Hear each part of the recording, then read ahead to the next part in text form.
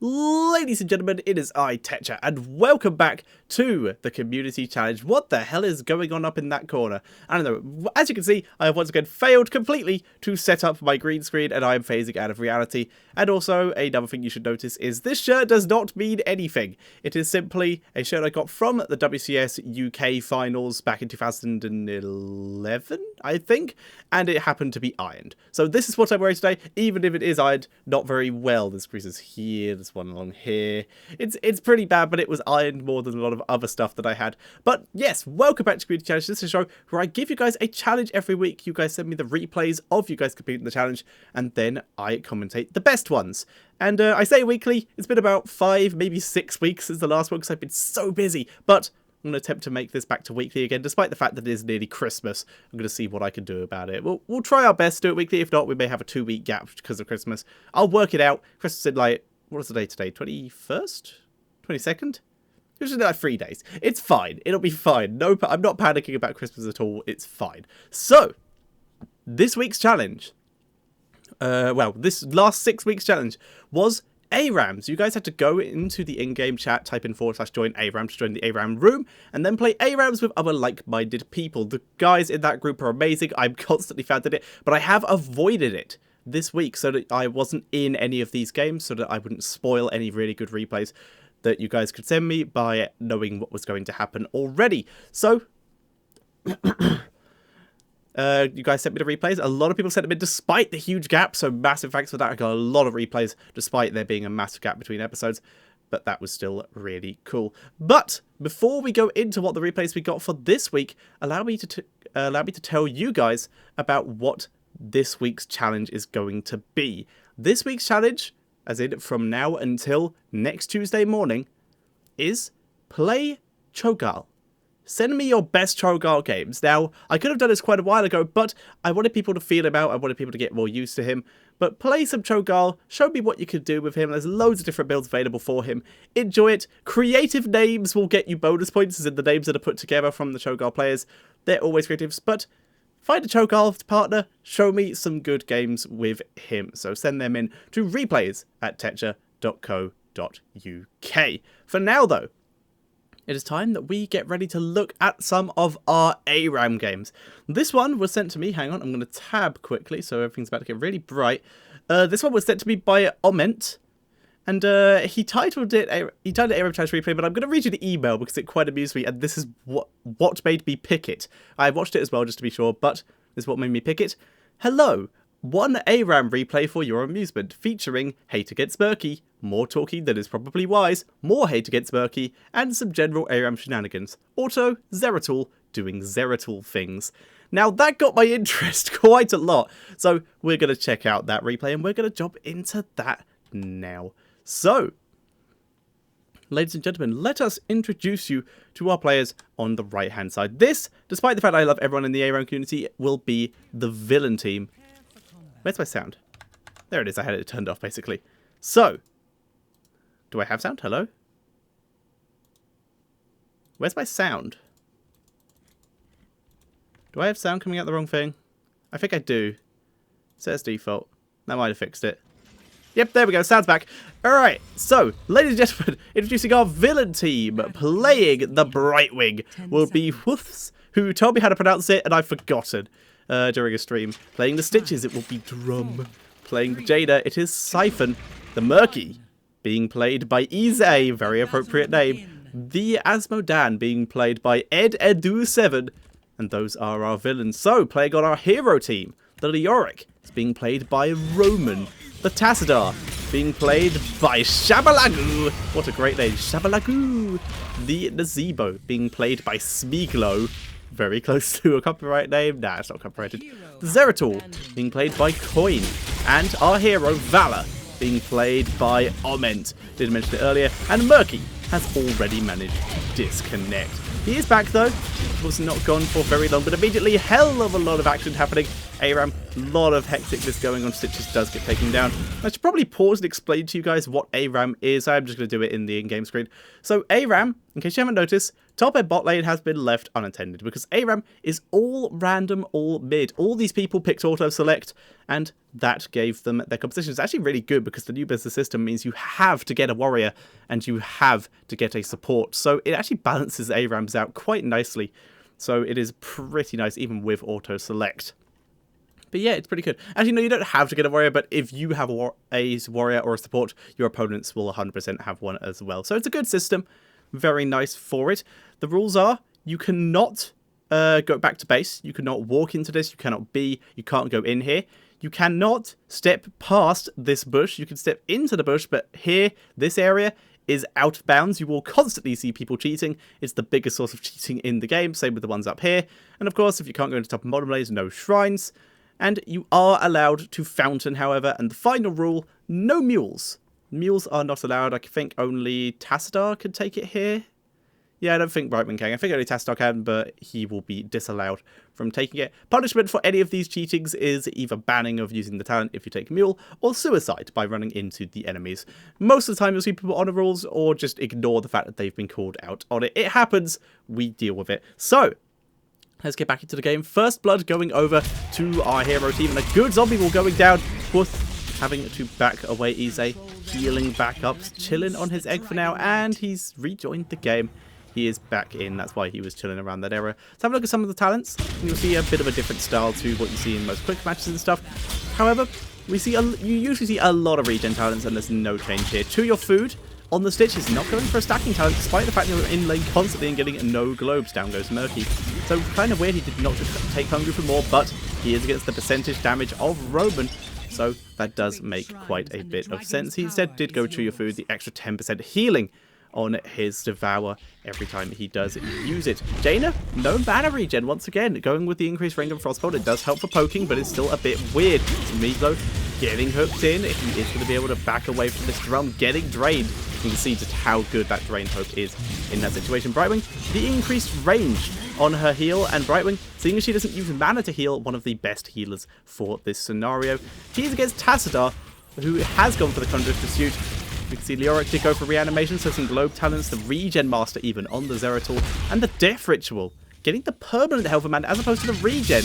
Regen would allow Nazeebo to spam out his abilities a bit more, but he's playing for the late game in this particular ARAM.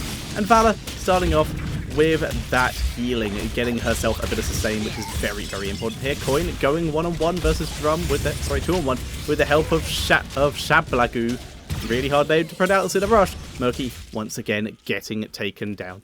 Now, these games get very hectic, so sometimes we will be speeding these up a bit and watching it get even more hectic. Asmo, pretty good here. Usually you'll see Asmo's trying to focus the fountain here, take them down, do quite a bit of damage that way, and that's a really, really big deal in ARAMs, due to the fact that the fountain is the only place you can heal from. So if you lose your fountain, you have to run a lot further back in order to be able to heal, because you can't be back to base. Because you can go to this fountain, or this fountain, or even this fountain, but you can't go to this fountain or this fountain.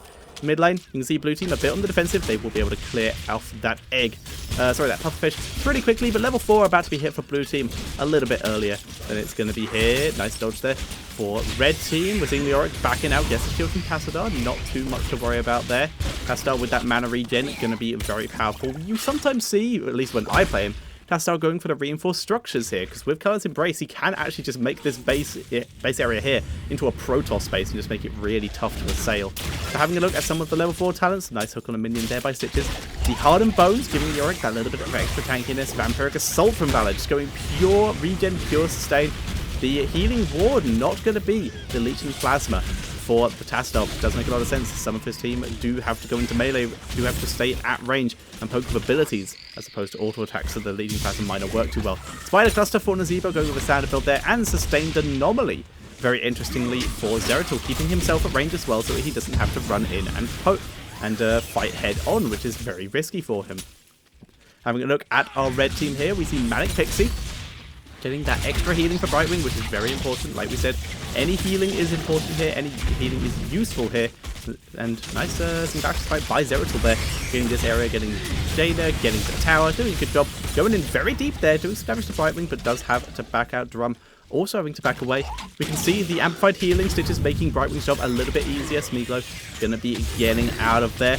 Arcane Intellect on the Jaina, so she is getting her mana regen from somewhere. The Envenom on the Murky, giving himself that little bit of extra damage as well. And Gluttony, the extra damage, heals Asmodan, so he's getting his own sustain as well, but it does mean he has to stay in melee range. Murky, once again, getting annihilated. That block really not helping out here very well at all.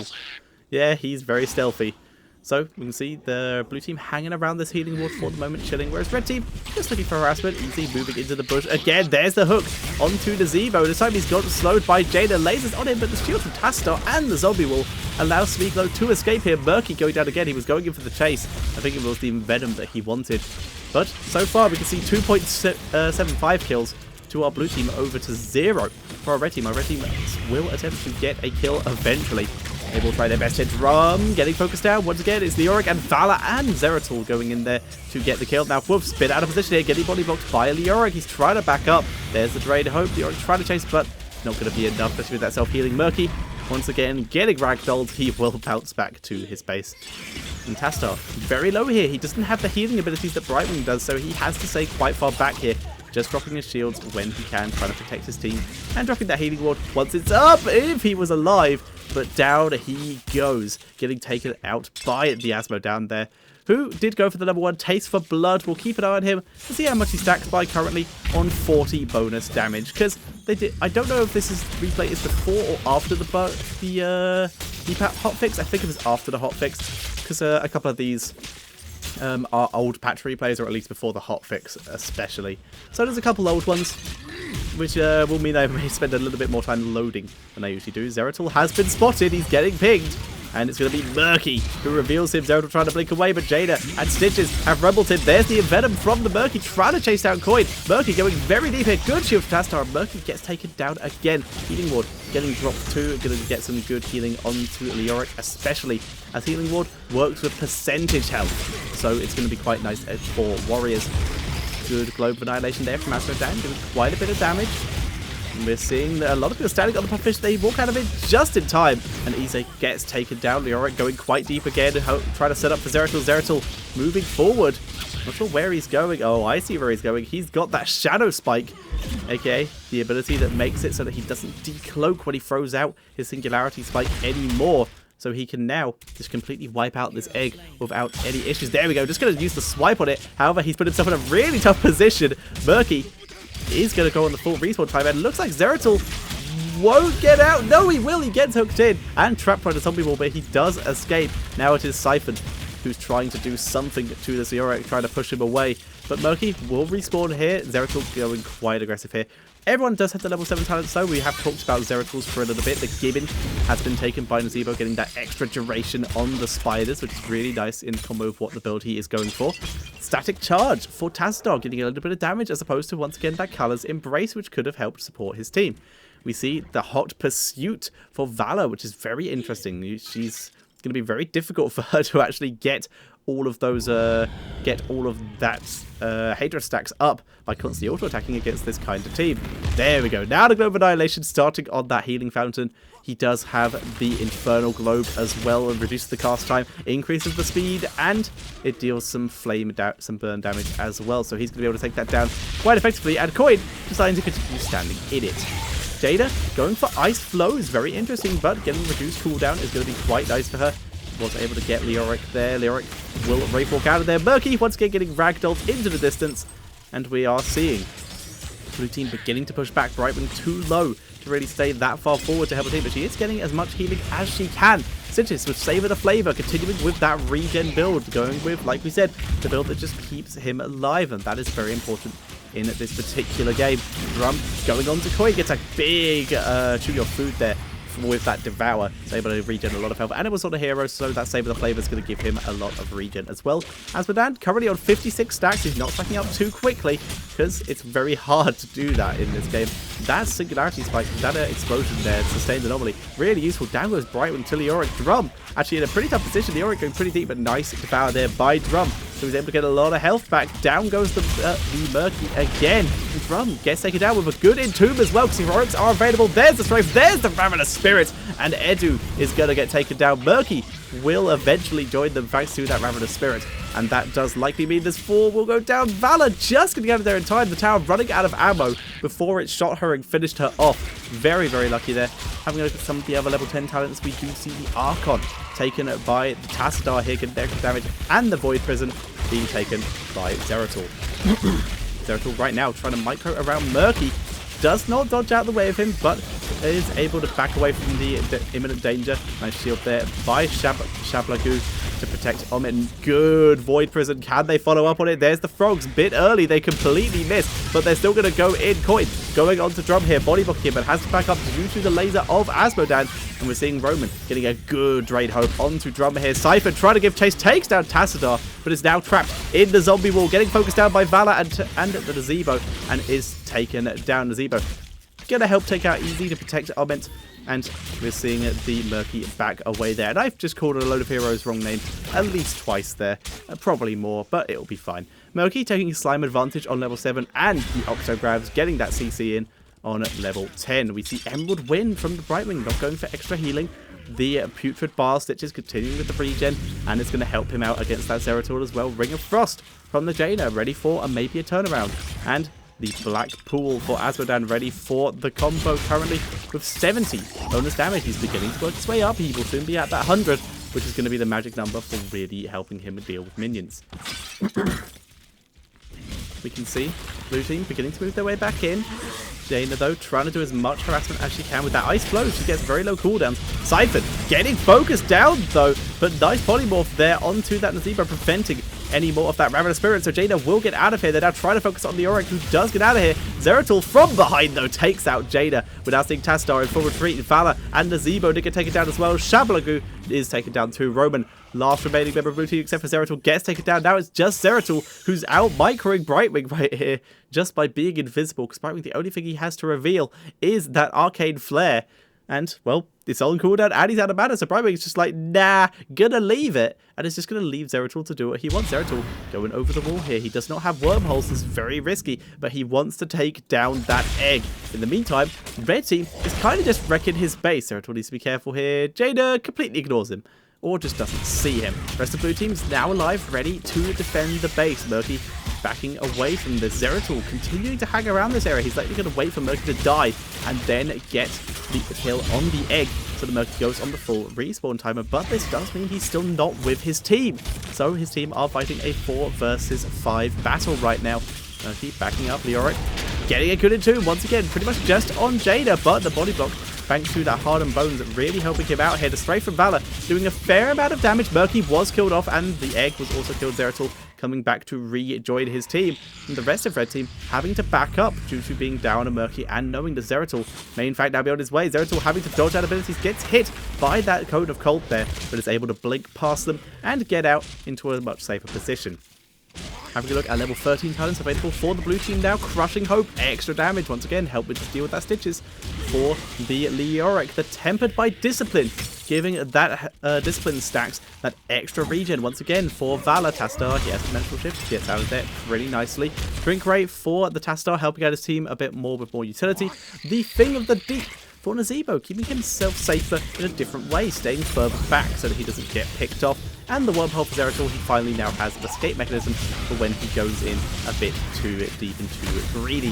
Healing Ward is down, gets taken out by the Emerald Wind there, but we did also see Tassadar go down quite quickly. Siphon is wiped out really quickly. Edu completely trapped. He's wiped out by the Ravenous Spirit. Smiglo, though, looks like he will go down as well. 2 Stitches, thanks to that Putrid Fire, and he does indeed. Omid is so low as well, but that zombie will keep Stitches in. And Roman and Omid are able to take down Stitches quite easily, but in comes Ize. He wants Omid, but Omid is gonna kite him, and Roman with the slows as well. No way Murky's getting out of that one, and he goes down. But level 7 has been hit for our red team. We see the improved ice block being taken by Jaina. The bubble machine being taken by Murky. March of the Sin being taken by Asmodan, giving himself that movement so that he can micro around a bit. The shield dust for the Brightwing and the Relentless for that Stitches. So lots of sustain, a lot of healing, a lot of micro maneuverability there coming in from the red team. They realize that they're having trouble with the fight, so they've got to stay alive through them. So I'm very interested to see they're mystified. Quite interesting. Reduced cooldown when the ability is used. Red team moving up here, looking for a sneakiness. And yeah, where is Zera? That's an interesting question. We see Brightwing go. We see Brightwing completely gone. Completely lost Brightwing there. There she is, trapped in the Entomb. And we see Valor taking out the Brightwing and the Murky there. Drum pulling back. Coin was able to kill off the egg and is now moving back in for Siphon. And Siphon, nice ice block to block pretty much everything there, but is going to be taken down. Blue team are so low, but it's just Asmodan. He takes down Zeratul. Can he get anyone else? No, he does get taken out. He does not have anywhere near enough stacks to be able to one-hit someone like that, and I can't click on him when he's dead, it seems, so I can't look at his stats that way. That's very annoying. So for now, blue team will continue to push up here. I've made so many missed calls during this cast. ARAMs are quite hectic. Leaping Spiders taken by Nazebo, so continuing down the good old-fashioned Spider Bills, just for a bit of a thinking deep for extra range, allowing him to stay that little bit safer. Wolves and Ize moving in. Brightwing and Murky going to try to hold this off, mostly Murky. Brightwing just staying at range, keeping herself safe. Level 16 talents for blue team. Consumed by the Vitality. Blood for blood. Second strike. Leaping Spiders and the double bombs. Valor coming in with the strafe, gets pushed back with the Emerald Twin. Jada not following up on it though, just trying to move backwards, and that's Brightwing gets picked off once again. A good into by Lyric, but he's completely on his own because Stitches is also on his own, completely trapped out here. We're seeing Valor getting focused by the Murky, but Valor was not caught in the pufferfish. Was caught just outside it, so we'll be able to get out of here. That Global Annihilation very nearly catching the two people who were one hit there, and it is not able to though. So that was a 2 for 0 actually, in favor of our heroes, who are in a good position right now to maybe take the keep during the next fight. Good Global Annihilation though. Edu now on 110. Once again, still not going too quickly, but he's doing quickly enough to get some good damage off when combined with that Black Ball. Looks like this is the version of the game where the combo still works, but it's looking quite close. At least on Valor it does damage, which is a pretty nice. Valor is quite squishy. Ize moving in, trying to get onto Coin here, but just focused so quickly there, does back out. Global Annihilation comes in, does a bit of damage to Sneakglow. Drum moving in very deeply here. The team stay quite far back. Ize and Siphon not really going that aggressive, despite Tastar being pretty much one hit. Drum getting focused down, tries the double bomb. The Entomb already used. Fwoops protecting Siphon with a great Emerald Win there, and the Ring of Frost was also pretty on point, but they're not able to catch anyone except for Tastar, who they were able to pick up in the end.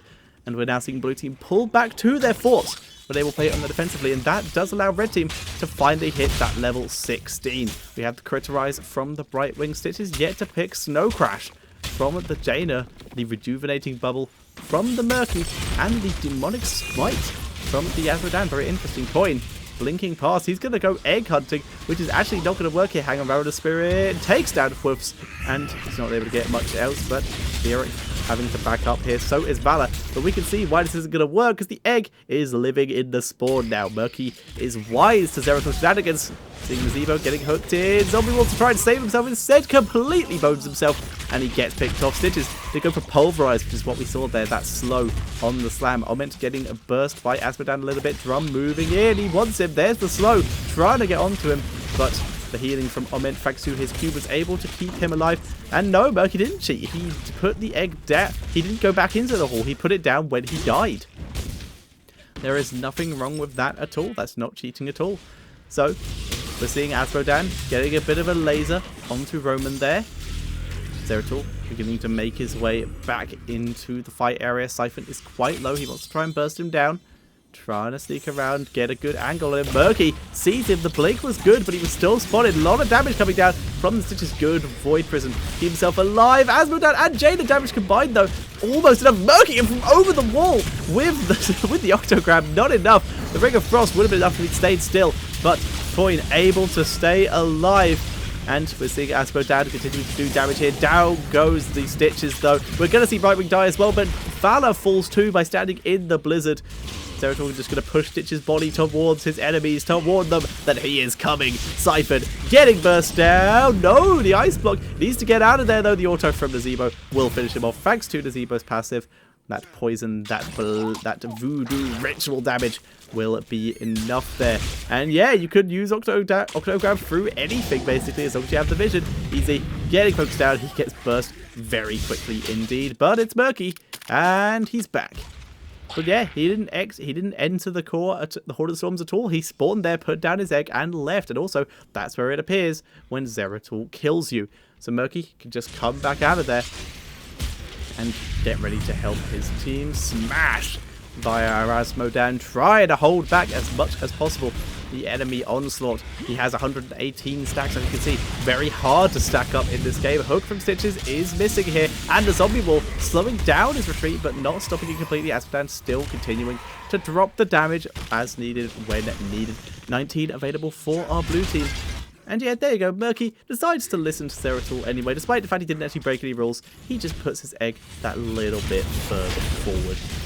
We can see the Entomb coming down from the Leoric there, trapping Brightwing, but Brightwing instead just charges forward into Leoric, who was Octograbbed. And now we're seeing Leoric getting slowed by Stitches, and he gets taken down. Good job. Tastar was also killed off while this was happening as well. Siphon trying to give chase, trying to slow Murky, getting double bombed there, taking quite a bit of damage, but the rejuvenating bubble will keep him alive quite nicely. He's slowed by Leoric though, who's continuing to be as much of a pain in the ass as he can.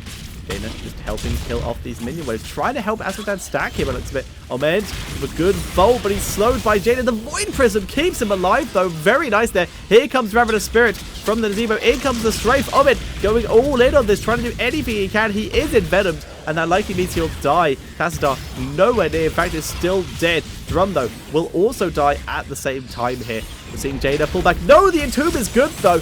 And there's the Emerald Wind to protect Jada, to keep the enemies away from her. And Zeratul gets taken down thanks to the great Ring of Frost. A really good turnaround from the red team there, who were looking... that was not looking very pretty for them at the start of that fight, but they turned that very nicely.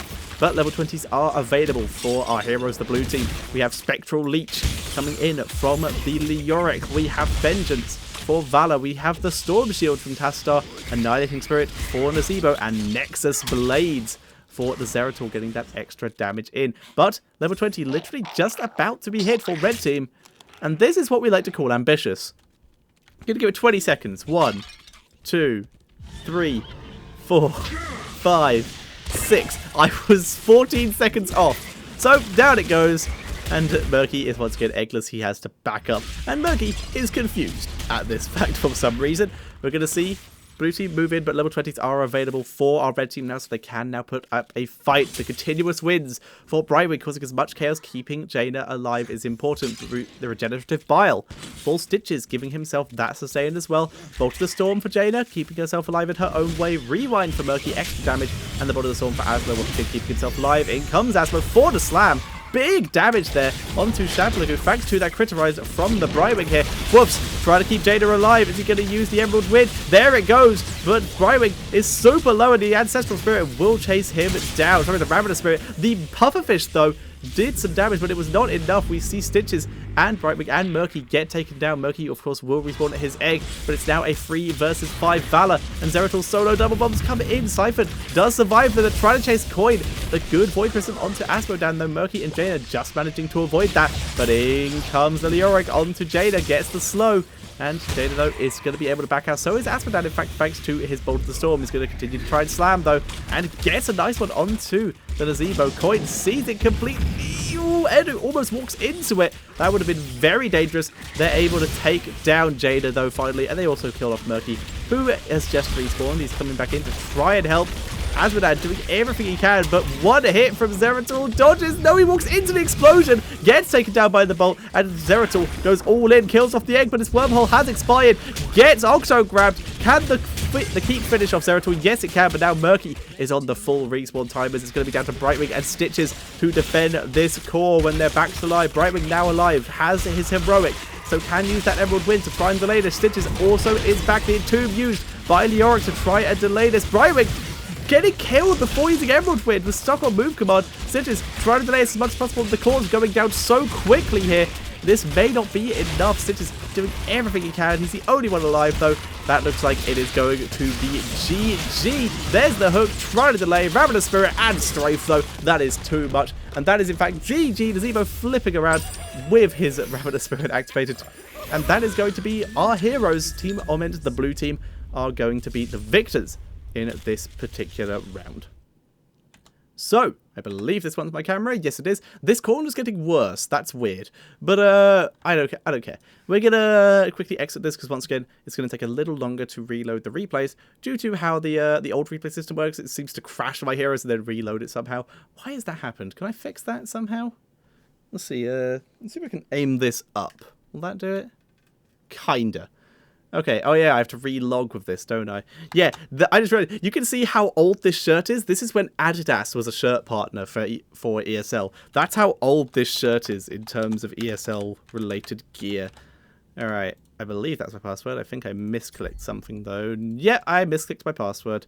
Let's retype that. Yeah, it logs you out as well, which is very irritating. And once again, I'm phasing out of existence. Wonderful. Alright, well, let's get ready for replay number 2. Now, one of the joys of ARAMs is you don't have to play it on the Dragonshire. Dragonshire is the map that we seem to have adopted as like the main map we play on, but... Excuse me. Dragonshire is the map we've adopted as the one we play on, but you don't have to play on it. There are other maps we can play on, and as such, this one doesn't take place on the Dragonshire. I have to load it, because once again, it's an older replay, so that's going to take a second to load, which gives me time to have a drink out of my phasing out of existence Macmillan Cancer Support Cup. Delicious. Really cool charity, by the way, if you haven't seen the... I'll leave that in the description, actually.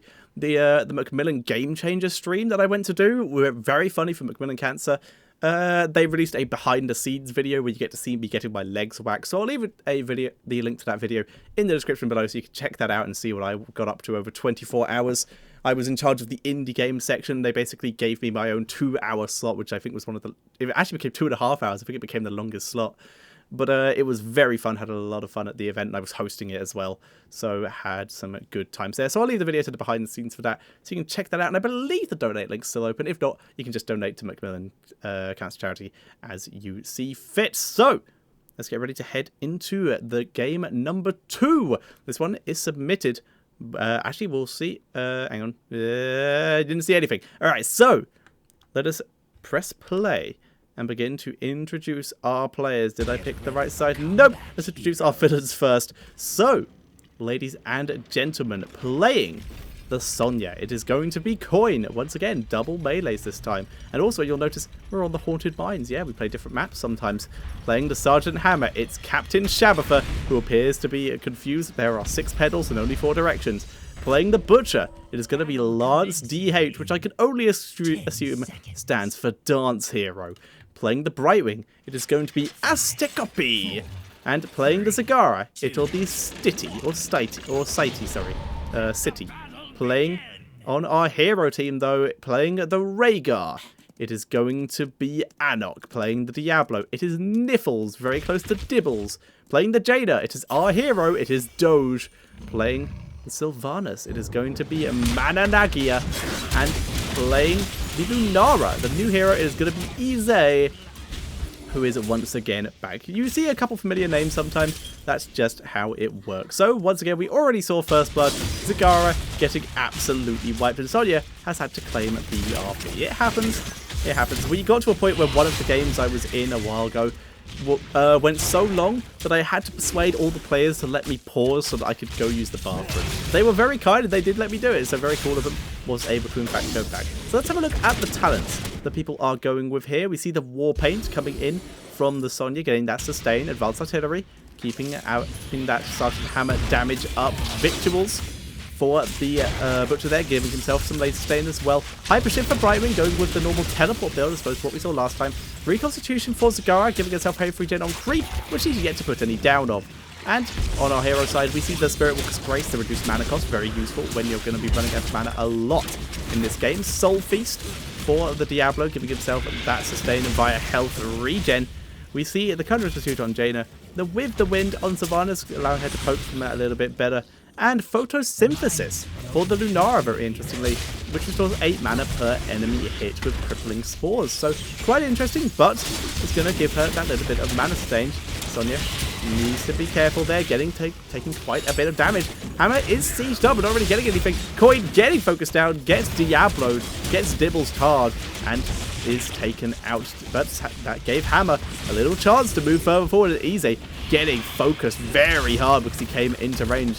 Nipples trying to sneak around, finds a trap, gets caught by the Butcher, gets polymorphed by Brightwing, and this is a very nice protect the Hammer composition, and no one can really get near this Hammer at all. Coin is back alive now though, and is going to come rejoin his team.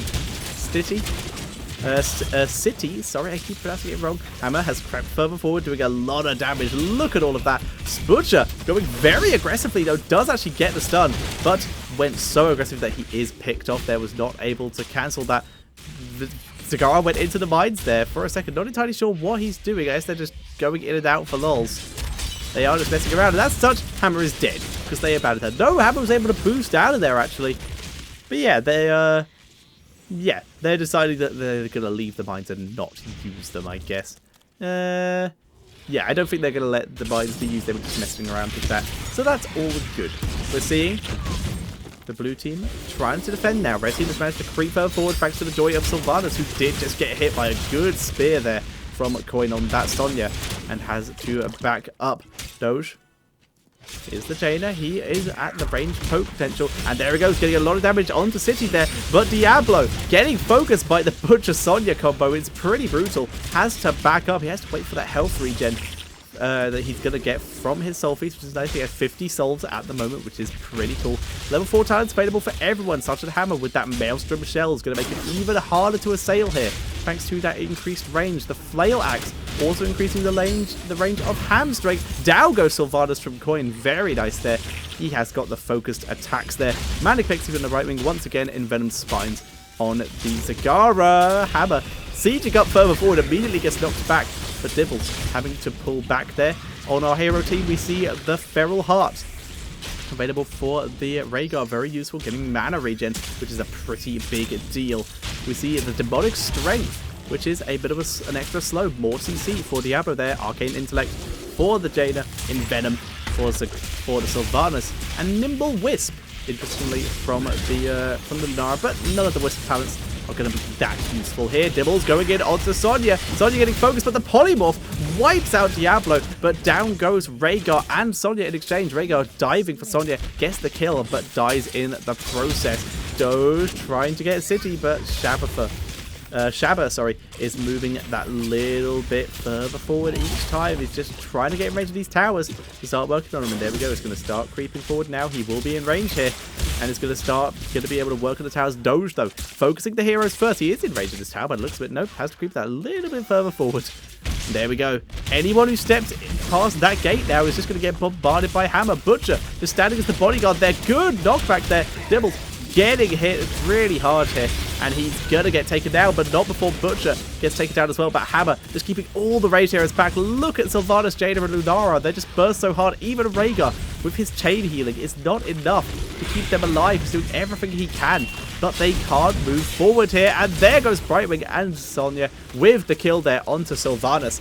And Jaina and Lunara are still very far back. Rhaegar trying to tank any damage he can at this point, but level 7 has been acquired via our villains here. See the first aid on the Sergeant Hammer. We see the Phase Shield, fairly standard there on the Brightwing. Rapid Incubation on the Zagara, giving herself that sustain. And the Poison Spear, more damage from the Sonya. Butcher yet to pick here. Sonya goes in, gets a little bit of damage onto Diablo, who's polymorphed once again. And there we go, we see the Abattoir on Lance, that Butcher, so that he can get a little bit of more aggression. City pushing back Doge there, doing what he can. Hammer slowly moving forward. He wants to get into that fort range, but he needs to be protected when he does. Right wing teleporting in, getting that Phase Shield onto Sonya right away so that she can go a bit more aggressive. A bit too aggressive, maybe, but that is giving Hammer the time to move forward, and now he's in range of the 4. That's not going to stop Diablo, though. Diablo gets stunned up, gets hit by everything, gets polymorphed. He may get out of here, though. Gets the overpower to Coin. Coin and Diablo both go down, but this time Diablo actually had enough souls that he will be coming back. That's a 1-for-1. Butcher trying to push back Doge, but in the meantime, Lunara is going on to Shabba, and Shabba gets out thanks to that first aid. Ize, though, able to finally out-duel Sergeant Hammer and force him to back up. And that Wisp moving forward, giving him some vision of that bush. Diablo's already back thanks to his Soul Cam. And we can have a look at the level 7 talents for our heroes here. We see the Earth Shield, more sustain coming out of the Ray Guard. Soul Steel, the health actually gained from the souls here for Diablo. So he's just going full tank. Butcher cancels it out. The Frost Armor for Jaina to try and deal with Sergeant Hammer and that Butcher. A very good choice here. Life Drain for the Sylvanas, giving himself sustain as well. And Hammer going in onto... Sorry, but Diablo going in onto Hammer, gets polymorphed and dies. And we see the Siphoning Toxin, once again, more sustain. Coming in from Lunara and Sylvanas. Very cool talent choices for them. That will give them a little bit more health sustain, unless they decide to run into the Banelings. Sonya going in onto Coin there, but Coin getting chased back here. We think Rhaegar taking a lot of damage from Butcher, who went very deep, gets envenomed, but Butcher gets face shielded by Brightwing. Ize gets taken out by the Hunter Killer from Zagara, who came from the side. Very nice angle from her. Anok super low, gets hit, heals himself. Jaina trying to get some revenge. Half health City in basically like 2 hits. But that is the first fort of the game down for our villains, who are going to be able to keep pushing and do a lot of aggression onto this. That's what they're going to do. Going to keep moving forward. Try and do the best they can here. Coin. Yeah, Shadow Daggers. Shabba having to back up. Has to use first aid as well. I think I'm going to sneeze. We'll find out in a second. Coin, whirlwinding throughout the fight. Is able to continue to do damage to Niffles there. And Shabba continuing to creep forward with the minion wave, just doing everything he can to keep the enemies at range, keep the enemies at bay, and also dropping extra mines every now and again. That's a very aggressive one, but Diablo already coming in, gets stunted back very quickly, and that's heroics available for our heroes. For our villains there. And we see the leap from Sonya going very aggressive. Napalm Strike. There is the leap, getting a huge stun. There is the Lance of the Slaughter by the Butcher. Sonya's already taken down. So is Diablo, though, but Brightwing dies too, trying to follow Sonya, and gets wiped so quickly. But yeah, we see Lance of the Slaughter, Blink Heal, devouring more. Coming in from Zagara, devouring more. Maybe should have led that a bit, but turns out it didn't. She wasn't there in time. Hammer is now in range of the buildings, though. Despite them being down 2 heroes, Brightwing will be able to teleport back in basically instantly to help out with this, and that will put them in an even situation unless the Butcher dies. Now they have a huge mana bunch, but Lunara going in trying to lead the charge, but no one follows her. That's actually Lunara just gets wiped out by Shabba very quickly here. But we do see Red Team now all alive except Lunara. They're getting ready to move forward here. There's the Apocalypse from the Hammer. Gets polymorph before he can get the combo off, though. Still going on to Hammer. Hammer taking a lot of damage here, but boosts himself to freedom. Brightwing has that Blink Heal, so can follow him up here, but we did see the heroics available there. We see the Thornwood Vine coming in for the Lunara. Ancestral Healing for the Rhaegar. Finally, Hammer getting comboed onto, getting bodyboxed by his own team here. Taking so much damage, but Niffles not able to get enough. Ancestral Healing keeps him alive, though. Doge getting out of that more, so he is not picked off. Anok and Doge trying to retreat, but the good leap from Coin takes them both out. Lab to the Sorcerer onto Diablo. He's going nowhere, and Niffles will get taken down as well. Coin, though, is pretty low, and we do see Sylvanas able to sneak away from here, able to get out of there without getting picked up until she goes back in and dies. So we see Sylvanas down. Ize having to back up, does get hooked onto by Coin, having to now play very passively. Napalmed as well, just getting poked so hard from range, having a very difficult time with this defense, so has to be very careful here. Rhaegar and Jaina are now back, though, so they're going to try their best to get that poke. We can see that Ize getting healed up thanks to Rhaegar, and just due to his own nature's Siphon Toxin now, which is pretty useful for him. Red Team now all pretty much back to life. They are going to begin the defense. Hammer has repositioned to a little bit further back. Brightwing not actually in range to heal him there. Needs to be a bit more careful. That's where she is positioned. There we go. Actually getting the health regen. Shabba taking the risk, moving far forward. Look at this. Sneaky Ize gets a bit of damage up, but reveals himself at the same time. In comes Diablo, but Lunara already gone. There is the Lance of the Slaughter that is onto Diablo, who is getting focused down. In comes Sonya with a big stun, but Lance already backing up. Down goes Diablo, and he did drop an Apocalypse in time. Lance may have some health left. We'll keep an eye on him as his health does trickle down. Nice napalm. Lance lives with 40 health and is able to get out of there. Banelings coming in, very nearly hitting Sylvanas and Doge, but they're able to dodge out the way of those. But very nice job by Lance. They're able to keep himself alive. Gets to a fountain and is now coming back to help his team. Napalm! Oh, Sylvanas once again getting out there, very nearly being killed by a roach there. And the Lunara doing a lot of damage there, doing a very good job. Sylvanas coming around, going to try and help out. They're going on to Shabba, but Shabba already out of here. He's able to unseat and boost away quite quickly. Level 13 talents available for our villain, Shield Dust, to try and deal with that Jaina, Sylvanas, etc. and Lunara even, etc. Hold up a second. What was that? We're going to follow this. We're going to follow Doge. Hang on, can we jump onto his view? 8. Yeah, that's his view. Alright, Doge. What you got for us? Did it! Well, he cleared the creep. That is certainly something he did. He definitely cleared the creep. Well done. And, yeah, that obviously was not intentional. And, of course, the enemy saw it thanks to the creep. So, a bit of touch there, but we see Giant Killer on the hammer to deal with that Diablo. The shield does, like we said, Rude Spines and a Spell Shield finally picked up via the Jaina, which did help very nicely there, blocking out that Blizzard. Shabba sieging up nicely. He will get graduating range or hover siege next round.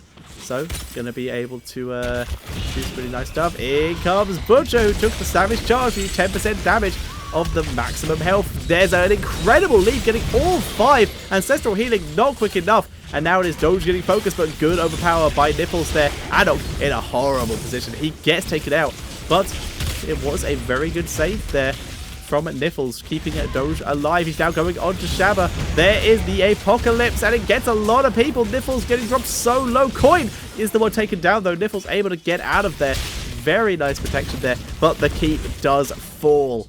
And yeah, you have a DPS, but all of them are made out of paper mache and die in seconds to Shabba. So that is a bit of an issue. Little bit of salt coming in here. So, yeah, it's a bit more difficult. Oh, easy. Back it up. Gets healed quite nicely there. Shabba continuing to move forward. Just creeping up, taking care of the minions, dealing with enemies, making sure that they don't get ganked. But level 13, like we said, will soon be available for our heroes here, who are going to be able to try and counter the villains who have pushed them all the way up to their core here. And Shabba continues to move forward. Doge trying to see right to the side. Land on the sword does not land though. Yeah, no. Siege Mode to hammer is fine. Shabba doing quite a bit of damage there to Lunara. You see Abatha. We see Brightwing healing him up. I got Abba and Shabba mixed up there. And Sergeant Hammer moving backwards. We're seeing Hammer move forwards, siege it up, getting a lot of damage on, clearing out this minion wave. Sylvanas takes a big hit there, forced to retreat. Lance also takes a nice hit from that Blizzard, being forced to re-angle himself, but he gets healed up by Brightwing. Hammer continuing to just creep forward. We need a good engage here by the rest of the team. It's not so much the Hammer is the problem, it's the Brightwing. With anyone who engages on the Hammer getting polymorph, that is the issue for our heroes here. Shabba moving forward, gets hit by a lot of abilities though. In comes the Diablo. No polymorph that time, finally coming in, but Hammer's already out of him and taking way too much damage. Apocalypse does land, but in the meantime, the Maw was good. And Coin a bit out of position, but the combo out of the Maw was super good. Adok gets taken down. Now Coin is focusing on to Sylvanas. Doge really out of position. He is going to get taken down, but it looks like Coin has overextended here. He hooks to Jada to escape here, but still gets taken out. And Hammer has crept almost in range of the core. He has Hover Siege, so he could move range of the core now, but he has to pull back a bit. His team is a bit too low. It's only Diablo alive, though. There you go. You see him creeping forward. He is down in range of the core. Diablo getting a charge in. In comes Butcher onto Diablo. 10% of maximum health is a big deal against the Diablo. And now we're seeing them all move onto the core. Rhaegar is alive to try and help defend this. It's Lunara and Rhaegar. They're going to do what they can here. Butcher getting pushed back. Lunara doing a lot of damage, but Hammer is still on the core. In comes Jaina, though. She could be the one to change it. There's the Blizzard, and that might force Hammer to unsiege. He's on the core. Lands in the sword to catches Jaina, but Hammer getting dropped very low here by Ize. He's forced to back out, and he will escape, but that is our hero staying alive at least for a couple more seconds. And we're seeing Adok being forced to back up here. So is Ize. Jaina running up to the top fountain to get some health back. Sylvanas takes down Hammer finally. We're going to back up and see that because we completely missed that happening. And we're going to watch that Hammer go down. Boosted away. Being careful. Jaina's on her way up there. Hammer coming back in, trying to do the damage. Siege up, and there we go. Oh, I thought it was going to be a teleport to try to do it. No, she just runs at him, runs in Venoms, and murders him. Straight up murders him, thanks to evasive fire there. Very nice. So having a look at some of the other talents, we see level 13 is available for our heroes here. We see the Healing Surge coming in from the Rhaegar, so more healing for his team, which is really good. Cypher dead, more for Diablo, once again, more sustain. Icy Veins for Jaina, more cooldowns. That's not right. It'll be fine. We see the Evasive Fire, like we said, and the Unfair Advantage, 50% more damage to heroes that are slowed. Very useful here. You're not supposed to be doing that, guys. Not supposed to be doing that at all. They're just microing around. We can see on the level 16 talents, we see the Nerves of Steel. And speed against one. Nice polymorph. There it is. The great polymorph this time for the extra duration to help protect Hammer. Apocalypse coming in, and that is going to be Zagara wiped off the face of the earth. Sonya going very deep, though. Will take down Niffles. That's settled a bit too late there. Jada continuing to be animation stuck here a little bit. I'm sure she will be fine eventually. Moving backwards. Sonya doing so much work, though, in the back line. Gets finally taken out. And now they're moving on to the Butcher. And they've finally taken her down. And Hammer has finally reached the area that he needs to be to try and defend, but he's very outnumbered. Going to do a lot of damage, though. There's a lot of poke abilities that can hit him here. There's the forward Vine. Napalm to counter it, though, but Nara's just going all in on him here. If anyone from her team helped her, they'd be able to take down Hammer. There's the Blizzard. Finally, Hammer gets taken down, but Nara died in the process. Nice counter, nice help, team. What you doing? We're finally going to see red team, moving in to the fort to maybe try and take it down. The Minion Wave has arrived. It's being disabled by Sylvanas at the same time. So finally, we're seeing red team on the counter. They had the level 16 tidal waves for the Rhaegar there, getting that extra healing in. We see Imposing Presence to counteract that Hammer. Morbid Exposure. The Cold Embrace double Thunderbolts there, and the Starwood Spear, increasing the range of Lunara's basic attacks by 50%. So she's going to be able to poke Hammer even. Hammer is still going to outrange her, but she's actually going to be able to fight and get out of his range a little bit easier. So a very nice pick there. Going to be very interesting to see how that does work out.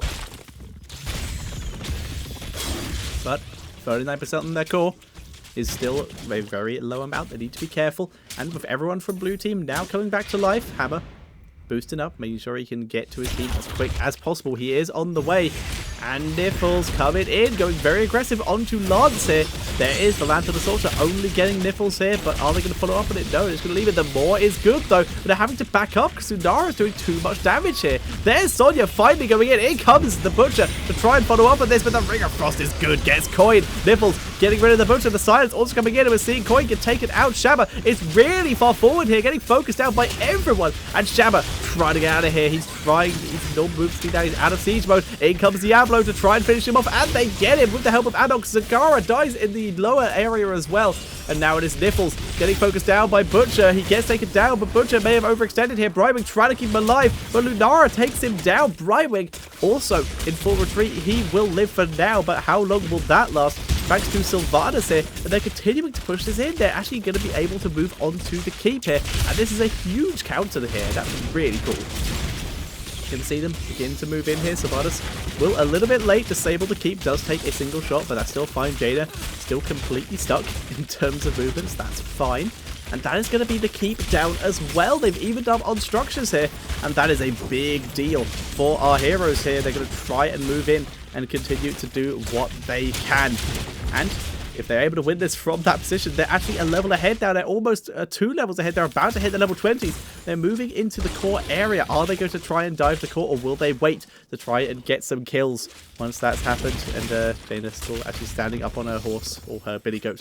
Once it happens, there we go. All the blue team alive. Red team is going to back up. Let this happen, except for Rhaegar, who's going to dance. They're going to back away. There is the Wisp, getting some vision there. And they're going to back up, look for the opportunity to fight before they go in and try and turn it around. Nipples getting hit there by a nice hamstring. They need to be so careful. Hammer just does so much damage. If you get hit by an auto of Hammer, it's going to be very difficult to do anything about it. Hammer actually chilling back here a bit. Beware the siege. Beware the siege indeed. We're seeing a good surrounding bushwhack here by Red Team, but it didn't really go according to plan. Forward Find does hit 2 people. A little bit of damage there.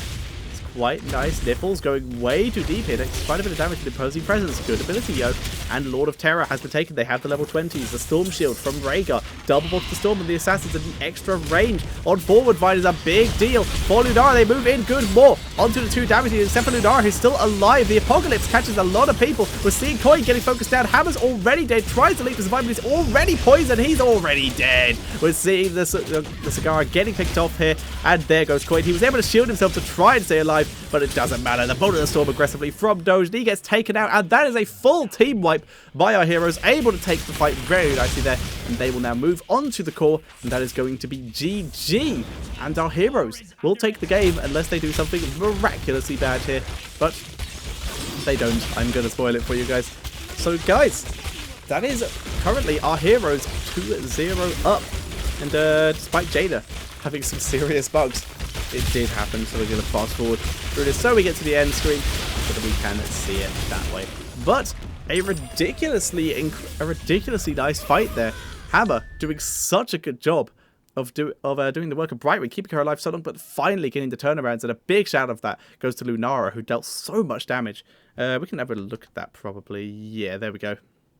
Sylvanas actually did more thanks to obviously a Shadow Dagger, but Lunara another 78k behind that. Jada 68k, so much damage. Whereas we can see the blue team pretty much all Hammer and Zagara there, 88k and 81k respectively. So, guys, I'm going to load up the last replay of the day, and then I'm going to go and go somewhere cooler, because right now my lights, despite the fact that they don't even work my green screen properly, my lights are baking me quite badly here. So I need to go do stuff that requires me cooling down. If only it was snowing, that would be a good thing to do. Christmas snow would be lovely right now. Let's re-password, because once again that was an old replay. If I could not misclick my password, that would be great. And Europe server, not America. I'm annoyed it defaults to Europe. That's very irritating. To America. That's very irritating. There we go. Back in.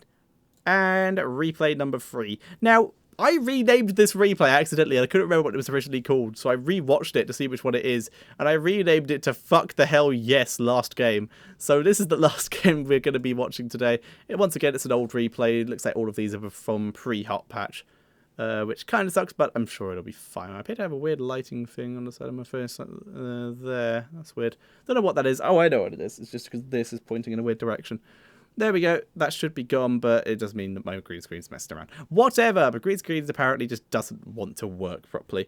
Alright, let's pause this up. Let's check what side our hero is on. Let's actually just let the players load in. That's going to be easier.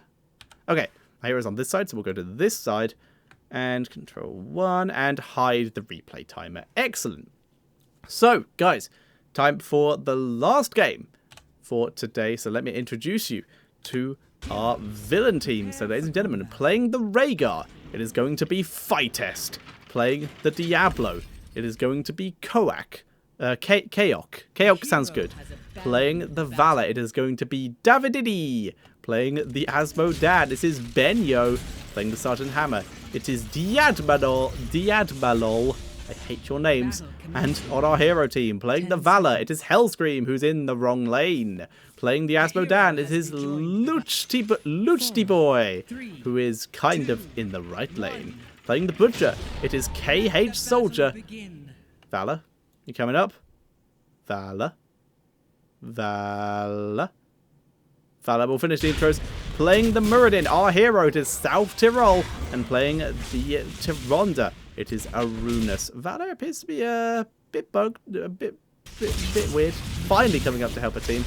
And actually coming into the right area. She didn't gain any advantage from being down there, so it is fine. So Hellscream ready to help out. Going on to Kodak already. I keep calling him Kodak, despite the fact that his O and his A are the wrong way around to begin with. Hellscream, what are you doing? A lot of cheating going on right now, and I didn't realise that this happened. I did not remember this from the original video, watching the video. I watched it on fast forward. We'll ignore it for now. We see Seasoned Marksman coming in from the Tyronda. We see Infused Hammer getting that mana regen from the Muradin. Invigoration from the Butcher. Sieging Wrath from the Asmodan. Siphoning Arrow for the Valor, who is coming back in once again, preventing the cheating. Going on to Diablo, but getting focused down and will not die for her sins. Will in fact be able to back up, but it looks like she's finally going to hang around the mid lane, maybe? Nope, she's Yeah, she's taking around the mid lane. Excellent. So it looks like we have an ARAM game on.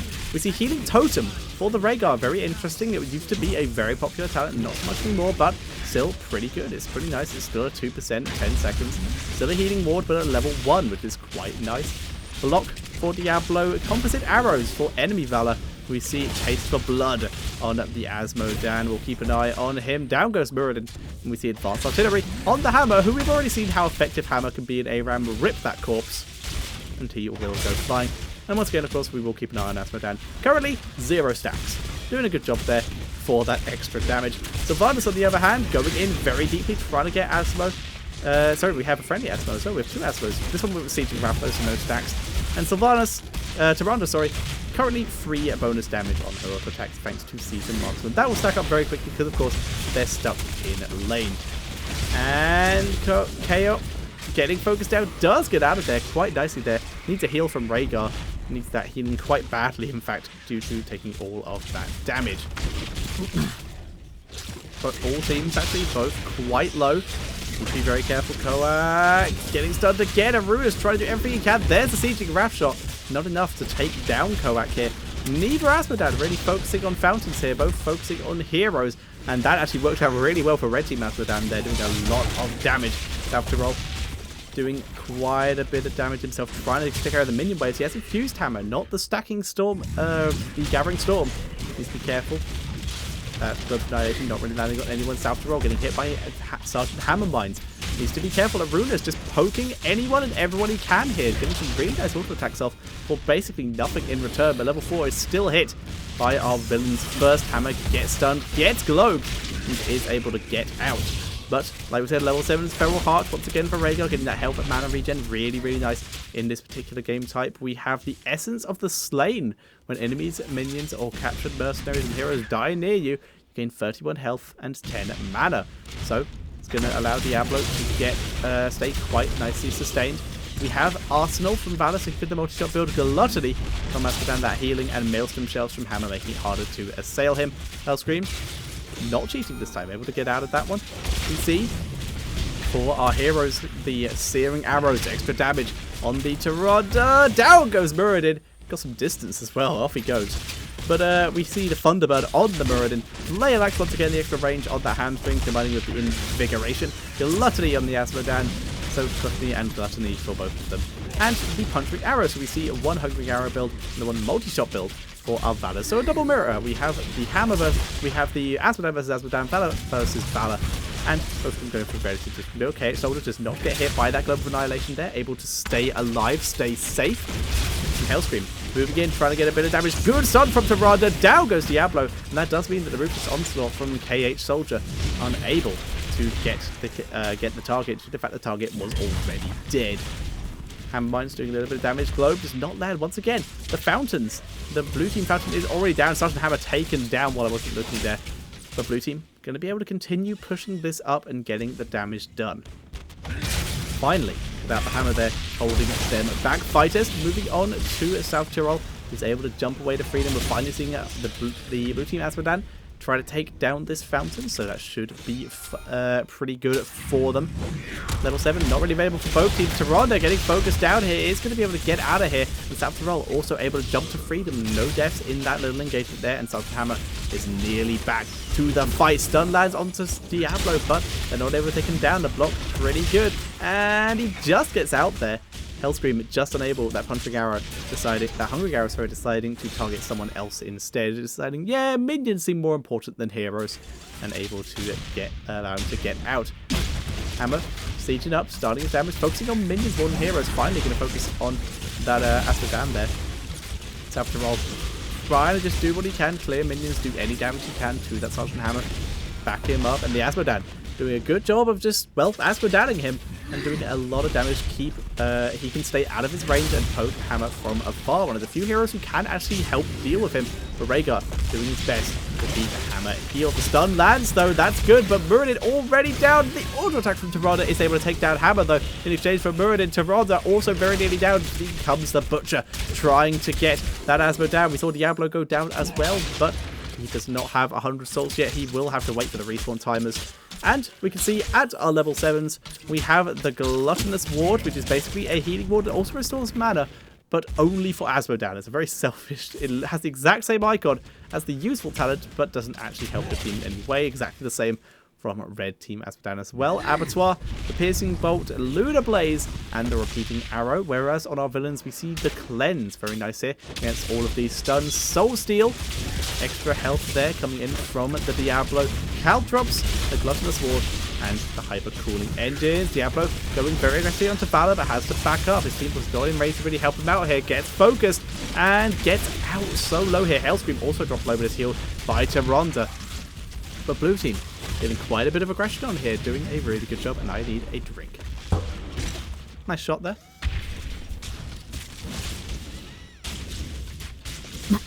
There we go.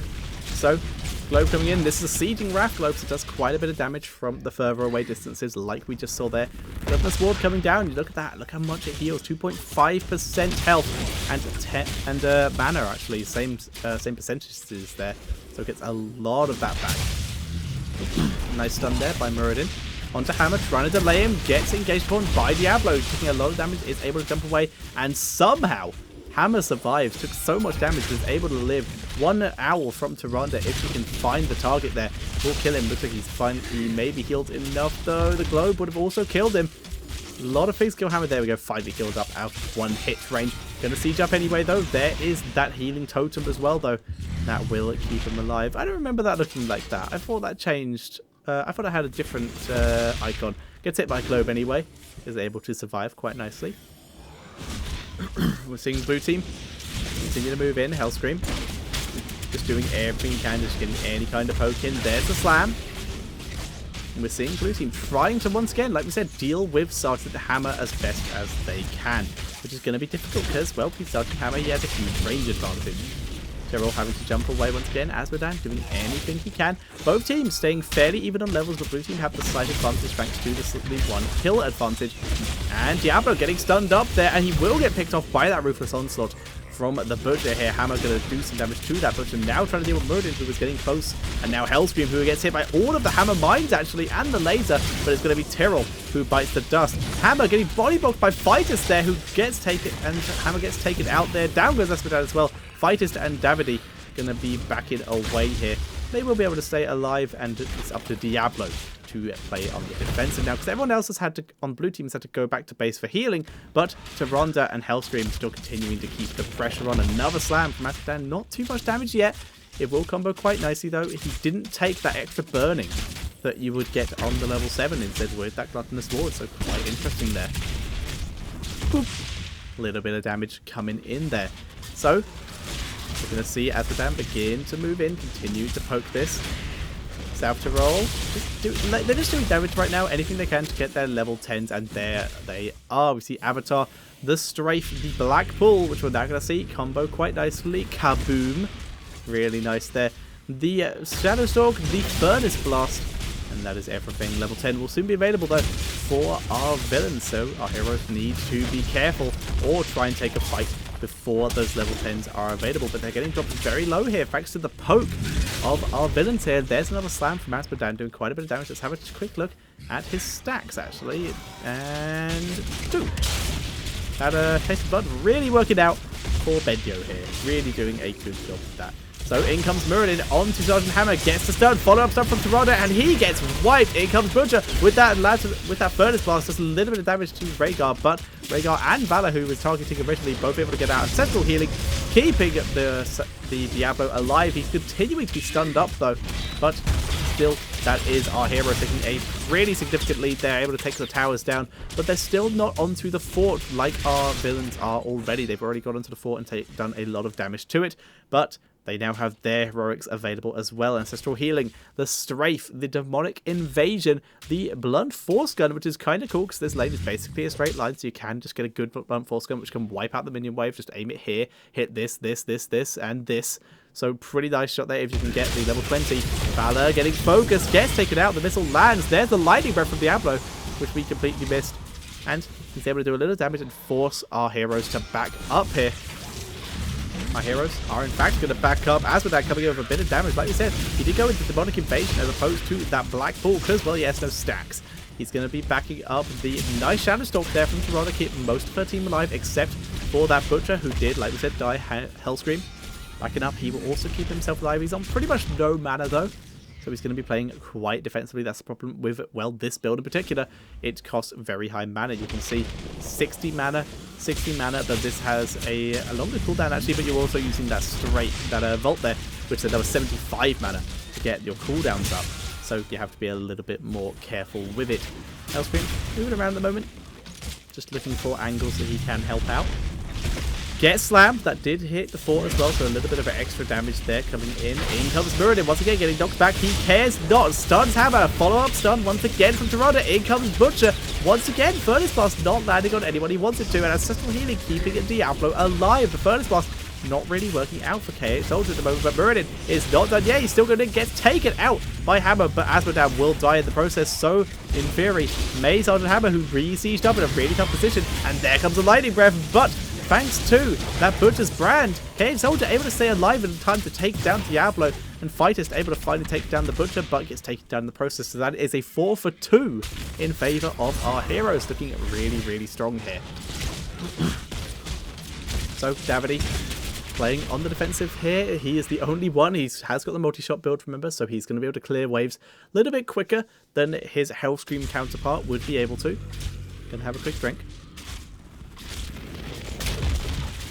Very lucky that didn't hit him. I don't think it was a Blackpool one, but still a very large amount of damage. Stun onto the Asmodan there, stopping him even casting his own Annihilation. He gets lasered, he gets taken down, but South Tyrol though uses Dwarf Blast to get in, and as such gets body blocked and killed off. So bit of a misplay there, but oh well. Huntress's Fury for the Sharonda at this level with the extra attack speed, so to come out with Searing Arrows, going for a very burst heavy build here.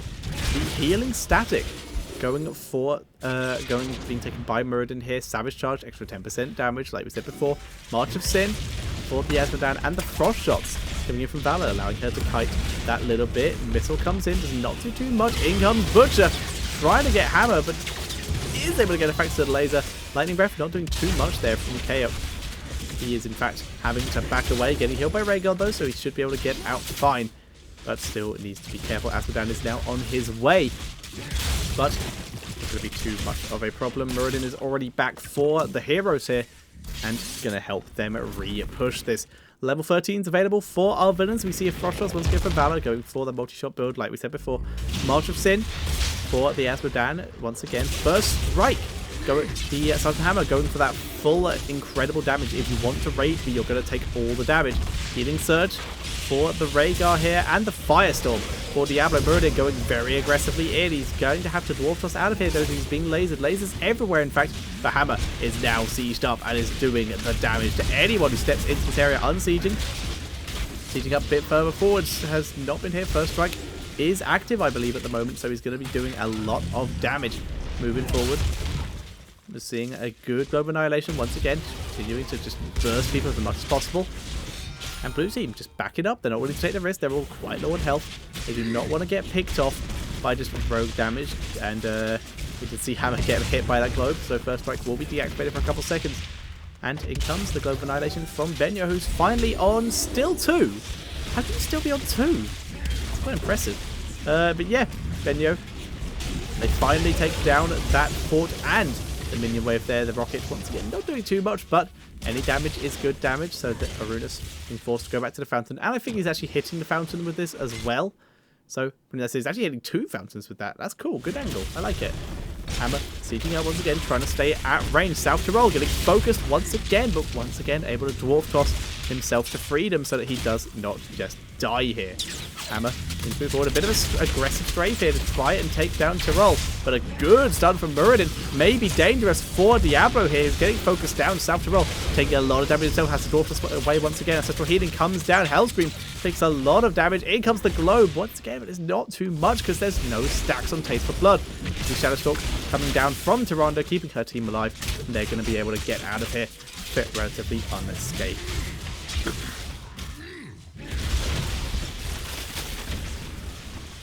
I am very nearly out of water. So, our hero's been on the back foot here. Hammer finally getting into her element. Look at that damage coming down there, forcing Cho'Gall to back up here. Now focusing onto Tyrande, who's moved very far forward. Hammer needs to move, but no, gets taken out. And that is a 1-for-1 Tyrande for Sergeant Hammer here, but that is the support for our heroes down, which means they're not going to get the sustained. And in comes the lightning breath because of that fact, but everyone is out of range. He does a bit of damage, but not too much. Level 16 coming quite close for our heroes. Cage Soldier getting poked by that multi-shot build.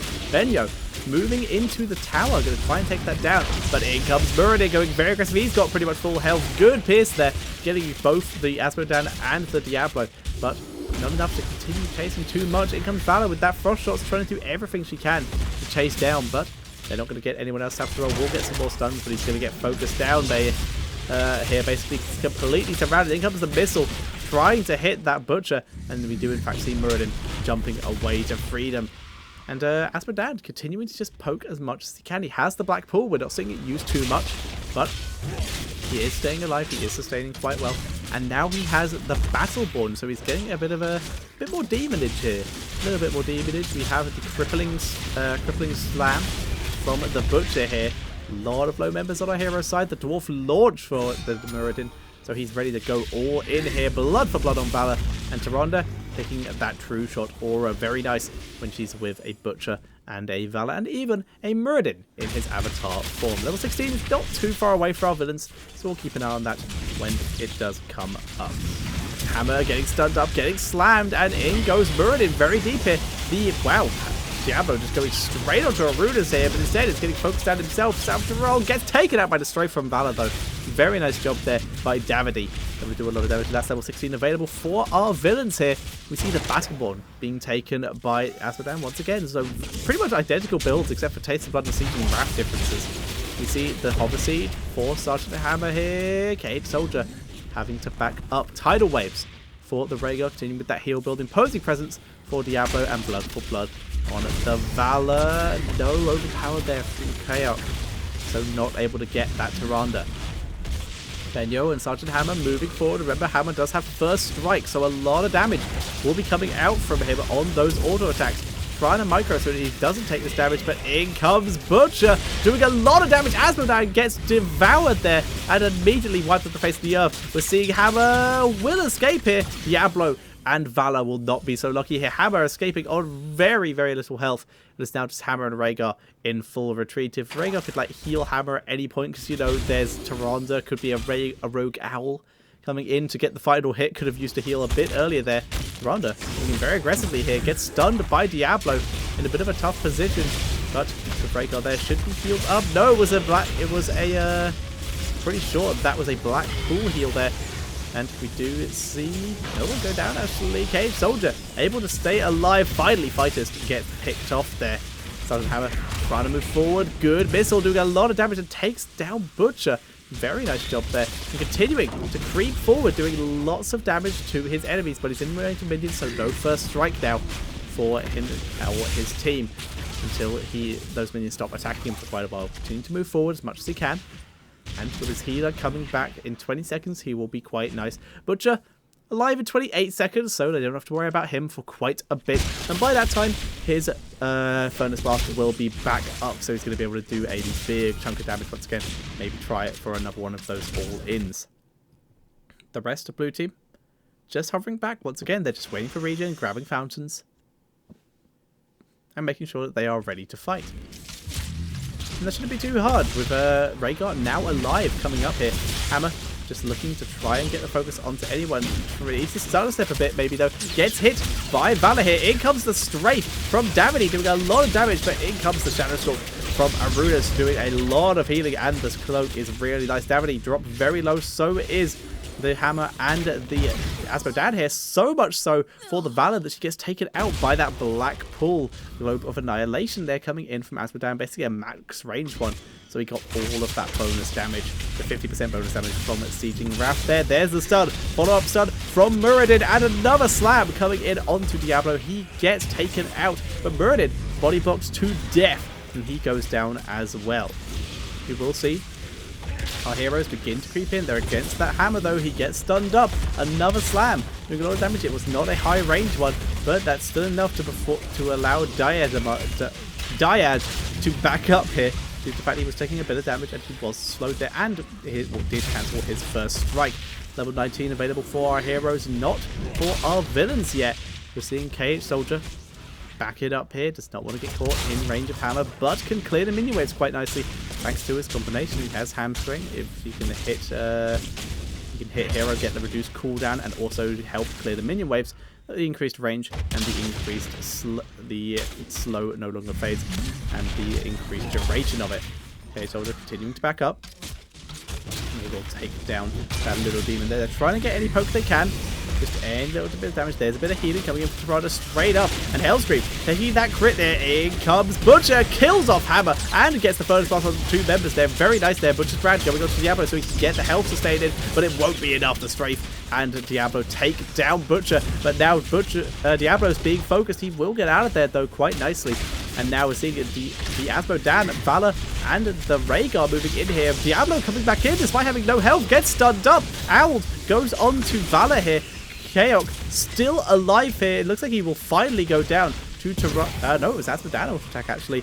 And Salvador realizes he can no longer chase this. Instead, going to Dwarf launch himself out of there. And that's such level 20s available for our heroes. We see the Hardened Shield coming in for the Muradin. We see the Bolt of the Storm for the the 5th circle extra auto attack damage for our Asmodan.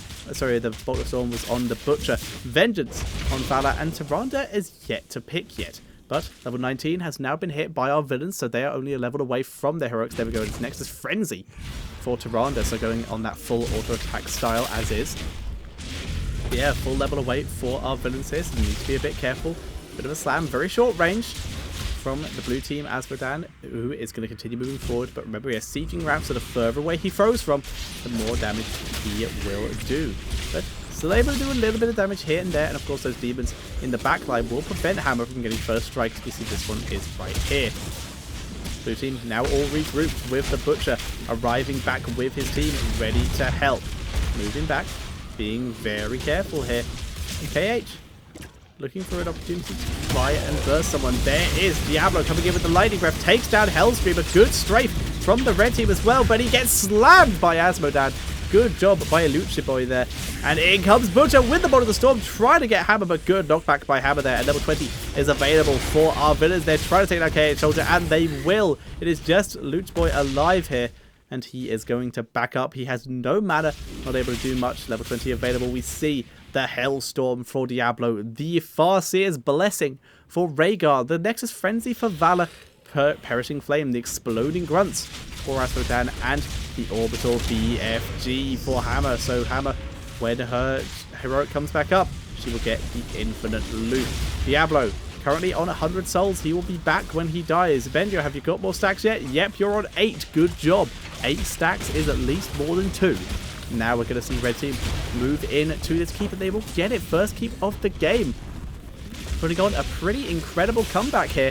And they're beginning to push towards the core. 4 seconds for Valor, 12 for Tyrande. They're going to move on to the core and try and end the game here. Asmodan is alive here. He can try and slam this to delay this with Valor here as well. And most of the rest of his team coming back. There's that Orbital BFG coming in to slam. There's a little bit of damage. Core going down very quickly. In comes Valor, Muradin, and Tyrande. They're going to try and stop this. In comes the Lightning Breath, doing so much damage to the core. Hammer's dead. Down goes Diablo 2. We're seeing Rhaegar in full retreat. He decides to abandon instead of going for the core. Benyo in full retreat, but the missile is still coming. 3% wiped off the core there by that Sergeant Hammer Orbital BFG, but it's Valor and Asmodan are the only two left trying to keep this alive. Benyo getting focused down. Diablo comes back from the dead, but is stunned instantly. Orbital BFG coming back in again is going to hit the core, but won't take anything off. The shield is now recharging. South Tyrol getting focused down. We're seeing red team in full retreat, but they have to be so careful. In comes Butcher, and he gets the kill onto Diablo, and we did see Asmodan get taken down as well. BFG comes in again, but once again is not going to take down the core. The shield recharges too quick nowadays.